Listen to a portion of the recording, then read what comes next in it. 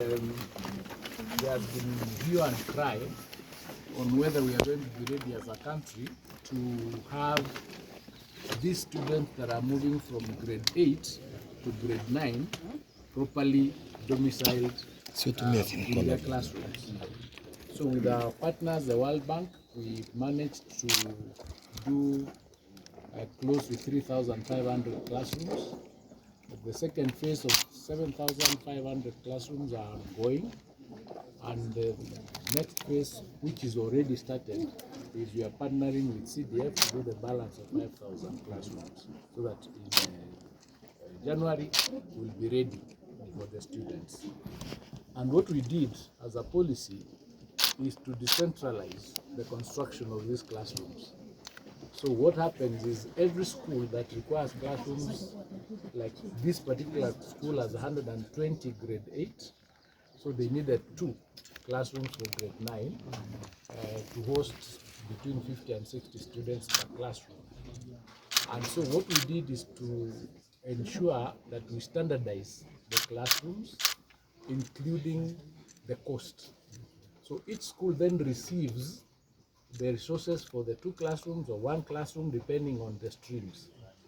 And they themselves are able to procure the services of a contractor to undertake the construction. That diffused the pressure of people thinking that these are very big projects. You know, when the fund is a lot, then there are all those challenges that come with people fighting for them.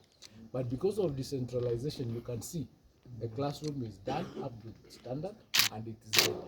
Even the blackboards are already there, the whiteboards are already there.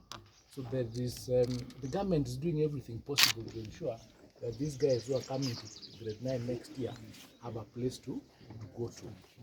And we have instructed that for the desks, there is a capitation of about 4,000 shillings. So the principals have been instructed to use that infrastructure portion to ensure that the classrooms are properly furnished.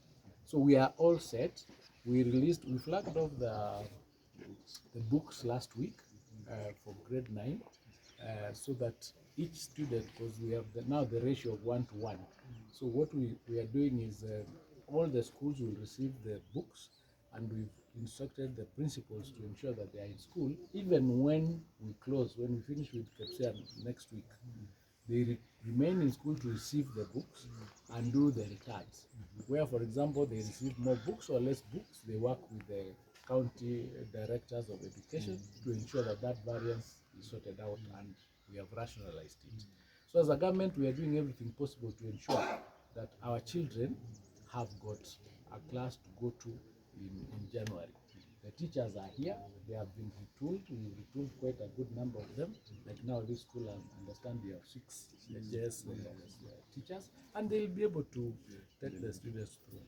And with digitalization and virtual learning, we are going to ensure that where we have a gap, we are able to bring those programs through virtual programs so that the students do not miss out. So in reality, we don't have a major crisis like some can hear some sectors talking about. The education sector is not in shambles. Yeah.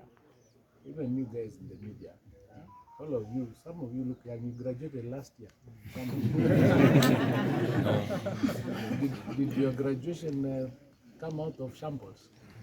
The degrees you have, the qualifications you have, come out of a proper education program, a proper education process. So let's not beat ourselves, because when you stand and say education is in shambles because you are saying the classrooms are not ready or it's not domiciled in secondary school. The Presidential Working Party went round through public participation, which is a constitutional requirement. They went round all the 47 counties, and 93% of the participants said, let us domicile junior school in primary schools.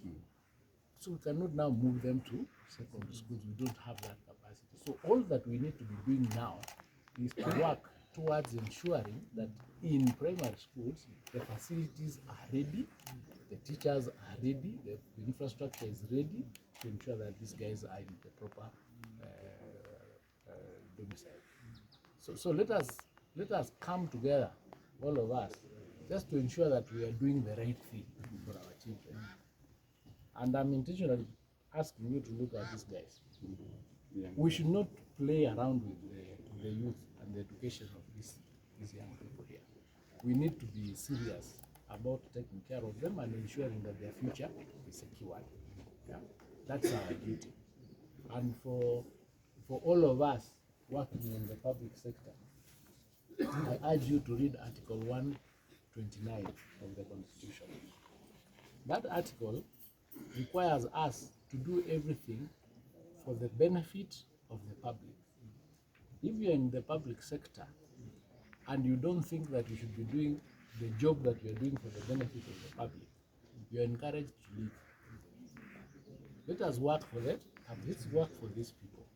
Ask yourself every morning when you wake up, the decisions you're making, are they for the benefit of the public and the interest of the public? When you answer that question, becomes very easy to make decisions in your life, all right? So let's do it, and let's do it right. It's possible. It is very, very possible. Let's not dismember, so to speak, our education sector. If you mess the education sector in any country, you mess that country completely, isn't it? So let's ensure that at least this sector is protected and all of us work together. And I'm happy that the whole government, including the Ministry of Interior, the GAO, the ICT team, we are all working towards ensuring that, for instance, the exams that we're going to do this year, yeah, are credible. And I've stated, and I'll state it again here today, if you involve yourself in any malpractice in the exams, we are going to take very serious criminal action against you, including we've requested that we be given special courts, so that when you are found to have involved yourself in any malpractice, your cases will be sorted out within 3 months and you'll go to jail. And after that, you never work in this country in any sector. We will be creating a register to ensure that we put you in there, akin to what is in the West and akin to what is the compliance certificates that are issued by the police and by KRA. If you do not get compliance from the ministry, then you will not work anywhere. So it's not a joke this time around, because I understand that sometimes people say, even if you take me to court, it will take 6-7 years and etc. It's not going to happen this time. So let's have people doing the exams, and that's why we've introduced the competency-based curriculum, so that it is not just the result of the exam that will ensure that you succeed in life. We are producing a 360% person, so that based on the talents, based on the skills, you can still survive. That's why we have the universities, we have the TVETs, we have the vocational colleges, and we are even recognized the prior learning, so that if you have a skill, we can certify you and you can work. So that even promotions of the head teachers, it's not going to be based just on how many A's you get. It's going to be based on how are you running your institution. How are you running your institution vis-a-vis the community? How do you relate with the BOM? Are you producing students that are properly disciplined? Then we grade those, so that we diffuse this notion that if you produce 10 A's, that's when you get a promotion. That has to change. So thank you so much for listening to me.